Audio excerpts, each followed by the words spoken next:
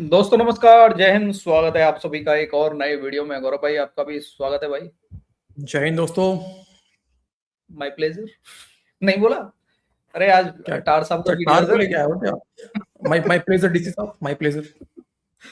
तो देखो, पहले नंबर जो बोला है मैंने, टार साहब का मतलब टार साहब नहीं बोला, टार साहब बोला है। भाई लोग बोल देते हैं यार ये अरे पाकिस्तानियों को साहब मत बोला करो। तो भाई अरे हम साहब सांप वाहब है इनको यार। नहीं बोलते, ये सांप है, ये साहब है। साहब बोल देता हूँ, साहब नहीं बोलता इनको। तो अगर भाई टार साहब का वीडियो है, आज इस वीडियो में टार साहब फिर से इंडिया को आइसोलेट कर रहे हैं। और जैसा कि आपको पता है कि अजीत डोभाल सर गए थे रसिया। उनके टॉपिक से रिलेटेड आज का वीडियो, उन पे बात कर रहे हैं। तो चलते हैं, पहले वीडियो ही दिखाते हैं भाई लोगों को, तो है ना। मैं मतलब ज्यादा आइसोलेट करोगे तो मैं थोड़ा सा बर्फ ले लूं क्या? फ्रिज में रखा है मैंने आइस क्यूब, थोड़ा लगा लूंगा सर। रख लो सर, मेरे हिसाब से तो वो भी रख लेना, बर्नॉल वाला ट्यूब। अगर बर्फ काम ना आए तो वो भी रख लेना सर, फ्रिज में। मेरे बहुत बर्नोल जरूरी तो आउट ऑफ स्टॉक। क्योंकि बर्नोल तो आउट ऑफ स्टॉक चला गया। जो भी आता है सर मैं पाकिस्तान भेज देता हूँ उसको। तो बात यह है, देखो यार, मेरा मेरा मन नहीं करता कभी कभी कि मैं खुद को आइसोलेट करूं, लेकिन भाई लोग पीछे पड़ जाते हैं। नहीं यार, डीसी भाई लेके आओ, आइसोलेट करो हमें। ये अब भाई लोगों लेके को भी, आना। हमारे व्यूअर को भी थोड़ा अलग चस्का लग गया ना आइसोलेट होने वाला। पहले ये सब नहीं था, पहले लोग जलते थे यार, लेकिन अब जलते नहीं है यार। अब नहीं है, अब मजा आता है आइसोलेट होने हाँ में। यार। मतलब अपनी जलवाने जलवाने में मजा आता है। चलो, पहले वीडियो की तरफ चलते हैं भाई लोग। वीडियो पसंद आए लाइक शेयर, चैनल को सब्सक्राइब कर लेना। चलो करो भाई। चलो भाई। इंडिया ने क्यों धमाके उस वक्त किए, हमें मजबूरन करने पड़े। हम तो नहीं चाहते थे करने, लेकिन इंडिया अपनी एक डोमिनेंस चाहता था उस वक्त भी, और आज भी वो डोमिनेंस चाहते हैं। इंडिया की पॉलिसी पिछले 30-35 साल से नहीं बदली। चीमा साहब, आज जो एटॉमिक आपके पास एसेट्स की बात कर रहे हैं, मेरा ख्याल है आपकी आज सर्वाइवल जो है वो सिर्फ इसी एक एटॉमिक एसेट की वजह से है। वरना आप में, बांग्लादेश में, अफगानिस्तान में कोई फर्क नहीं होना था आज। और बिलखसूस जो मैंने लोगों की आंखों में खून देखा है 10 मई का, वो बड़े अरसे का मेरा मकसद है। आपके जिस तरह वो कहते हैं टुकड़े 6 कर देने थे 4 की बजाय उन्होंने। तो दर हकीकत अफसोस के साथ ये मैं कहता हूं कि आप ऐसे सरकमस्टांसेस में हैं। बल्कि मैं इस पे थोड़ा सा और मजीद बल्कि करना चाहूंगा। आज आपको दुआएं देनी चाहिए जिन लोगों ने अपनी जान की बाजी लगाकर आपको एटॉमिक एसिड दिए।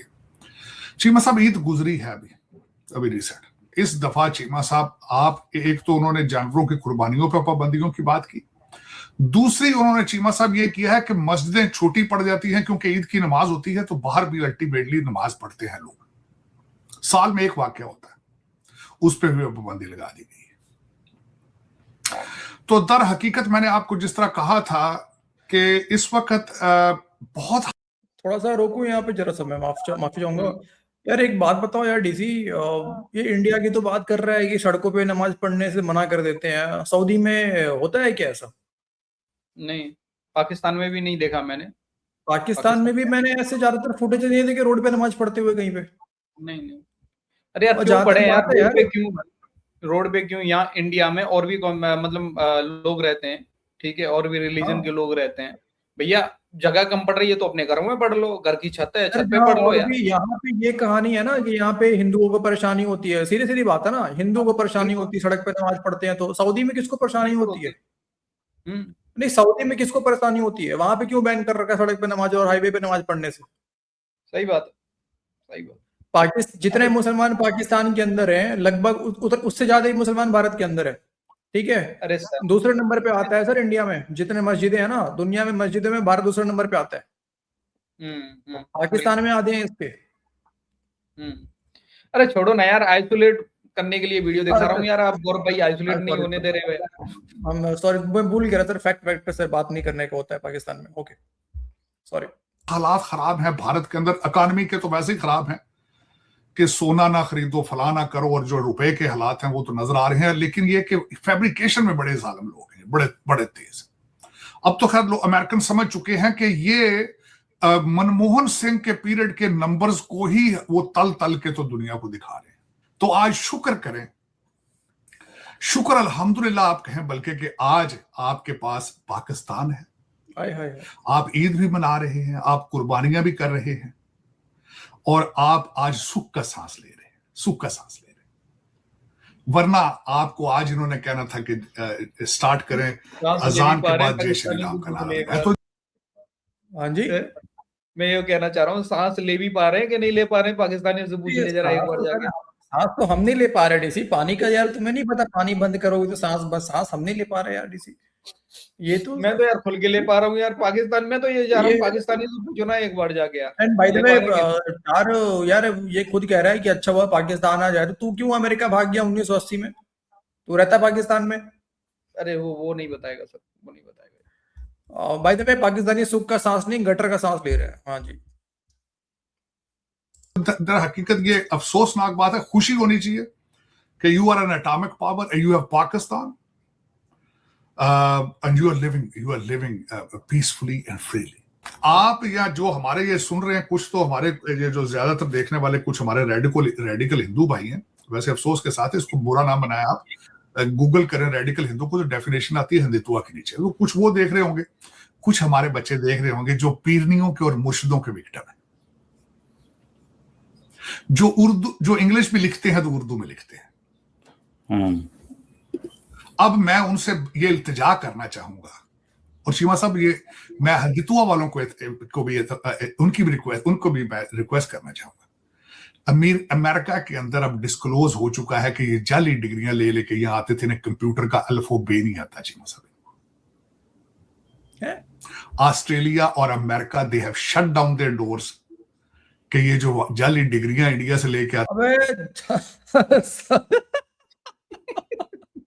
अरे भैया सुनो, अरे यार बताओ, एक एनजीओ का सीईओ है शायद ये, किसी एनजीओ का, पता नहीं अमेरिका कोई प्राइवेट हाँ पता नहीं क्या कोई होगा, खुद का ही एनजीओ बना के मतलब बन गया सीईओ उसका। भैया का सीईओ इंडियन बैठा हुआ है, क्या बकवास कर रहा है तू? सुनो, इंडियंस को इसलिए नहीं निकाला जा रहा है वहां पे, इंडियंस के ऊपर बैन इसलिए नहीं लग रहे हैं कि इंडियंस वहां पे जाली डिग्री लेके पहुंचते हैं, क्योंकि वो नौकरियां खा जा रहे हैं बाकियों की। उनके अंदर इतना टैलेंट है ना, इंडियंस के अंदर इतना टैलेंट है कि बाकियों को रिप्लेस कर दे रहे हैं।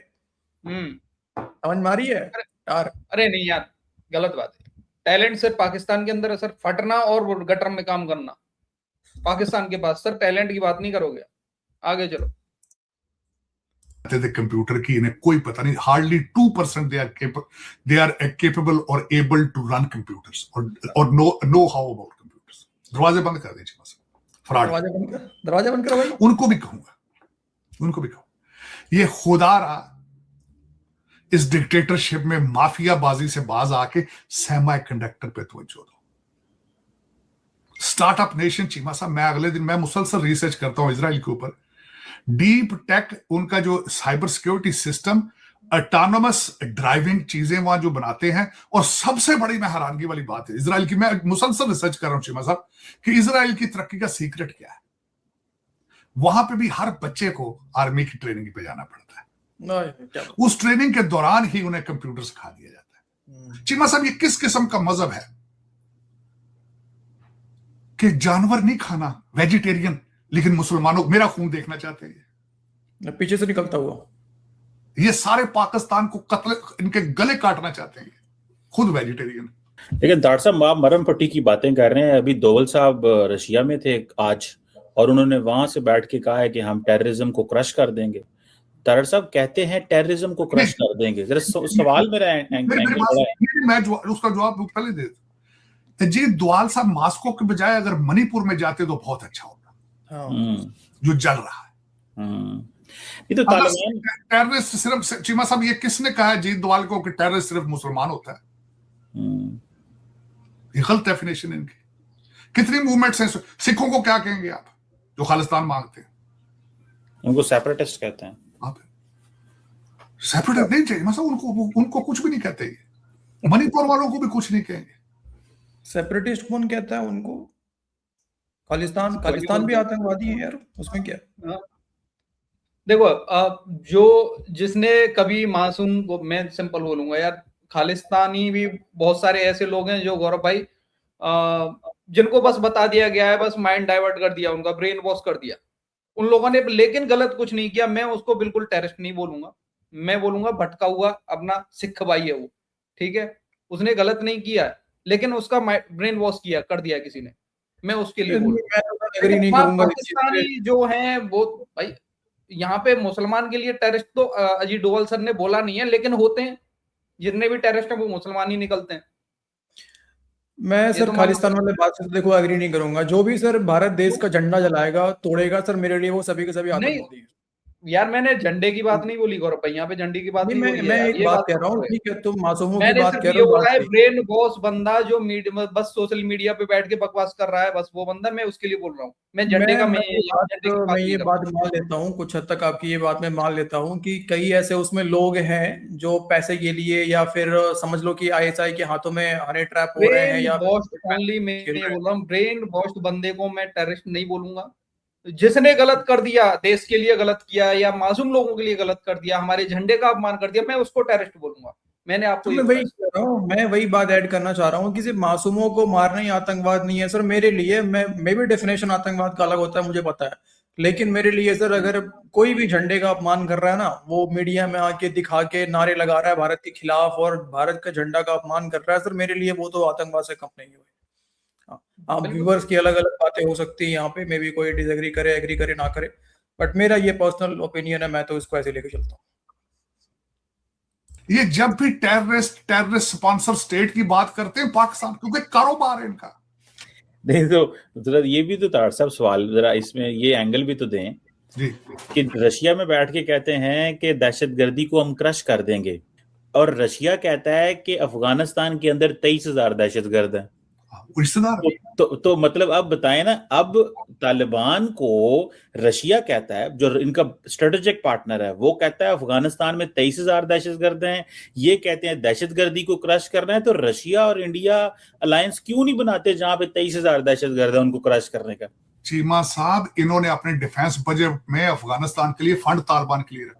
जी ऐसा भी बढ़ाया, अभी 15% इन्होंने फेडरल बजट में अपना बजट बढ़ाया डिफेंस का, 15%। आप इमेजिन करें। तालिबान जंग सिर्फ ऑब्जेक्टिव ये है कि तुमने पाकिस्तान वाली साइड जो शरारत करनी है साथ के ऊपर, और कोई ऑब्जेक्टिव नहीं। तालिबान की कोई रिश्तेदारी नहीं है चीमा साहब उनके साथ। तालिबान इनके पास जाते हैं डॉलर लेने के लिए, कोई डॉलरों पे लगे पड़े हैं, ये उधर जाते हैं कि वो कहते हैं कि सिर्फ वहां से पाकिस्तान को एंगेज करो, और कोई कख भी शरारत के अलावा कुछ भी नहीं। लेकिन ये बताएं चीमा साहब, दुनिया में देखे पाकिस्तान को आइसोलेट करते करते अब खुद आइसोलेट हो गए।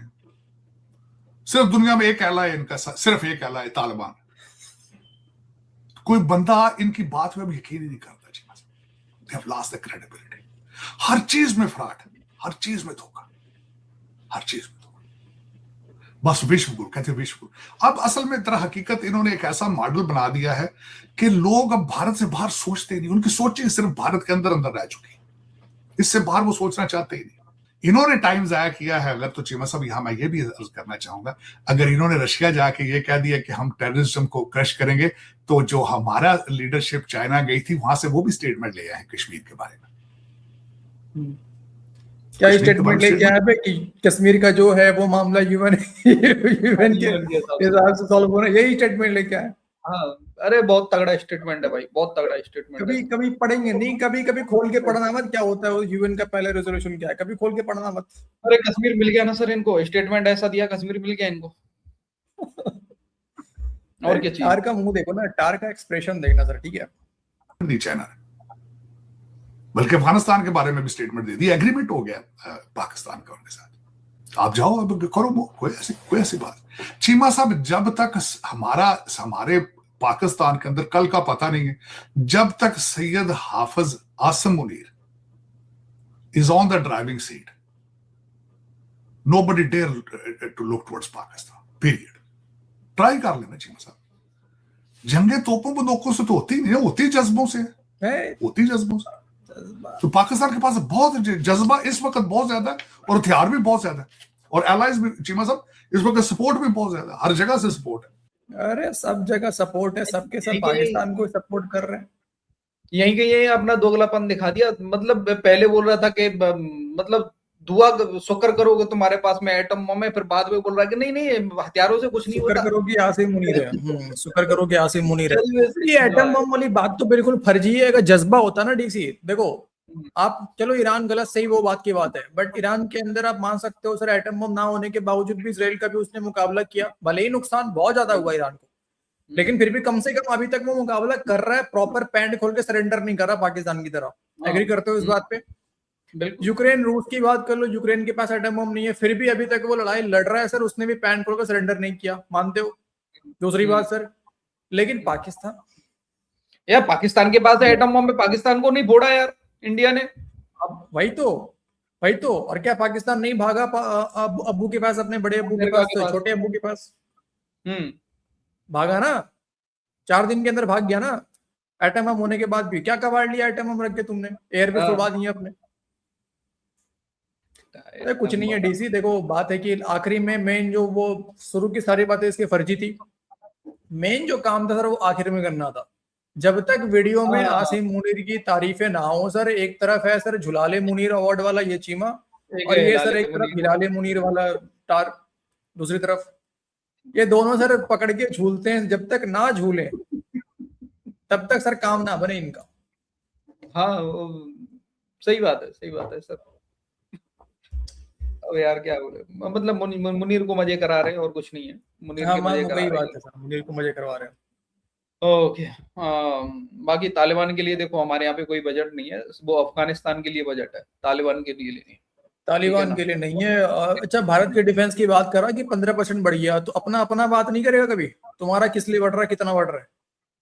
अरे इनका बढ़ता थोड़ी है, इनका ही आर्मी का ही बजट होता है सर, बढ़ने का क्या मतलब क्या होता है? ये भी बात सही है, इनका बजट होता है ना सारा का सारा। वो सरकार की क्या ही औकात है जो इनका बजट बढ़ाए, पूरा का पूरा बजट ही आर्मी का। राइट आर्मी का मन होगा तो इन कीड़े मकोड़ों को मिलेगा ना फिर बाद में कुछ। यार लेकिन आइसोलेट तो यार इस वीडियो में तो बहुत किया यार डिसे यार। अब अरे बहुत ठीक है यार, लेकिन ऐसे ही वीडियो दिखा के ना यार तुम यार थोड़ा सा यार, पता है मैं तीसरी बार देख रहा हूँ ये वीडियो, तीसरी बार आइसोलेट कर रहा हूँ खुद को। देखो पहली बार शुरू में देखा, फिर एडिटिंग किया तब देखा, अब देख रहा हूँ, 3 बार हो गया ना सर मेरे पास, 3 बार देखा है मैंने ये वीडियो। 3 बार तुमने देखा है, ये मतलब तुम्हारे अंदर सर तुम्हारा ज्यादा काला हुआ होगा।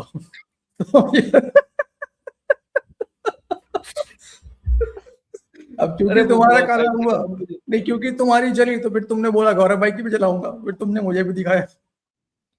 अब पता नहीं दोनों मिलके यार को दिखा रहे हैं, ये दर्द करेगा कितने महीने तक करेगा कुछ पता नहीं है। तभी भाई लोग मतलब आप बोलते हो, रिक्वेस्ट करते हो यार जल्दी जल्दी लेके आओ यार, तभी मन नहीं करता इसको लाने का, यार पहले का पिछले का तो सही हो जाने दो जो मिला है। सही है।